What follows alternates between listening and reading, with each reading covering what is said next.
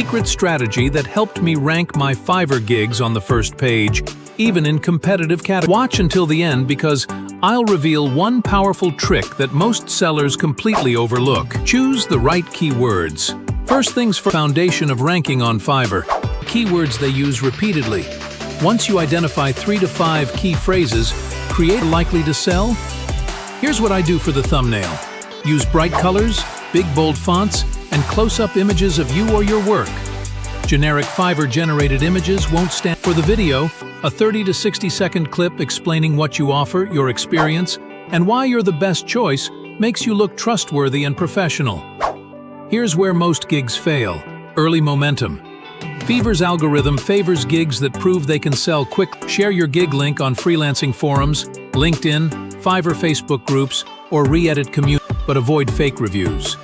Fiverr can detect suspicious patterns, and it might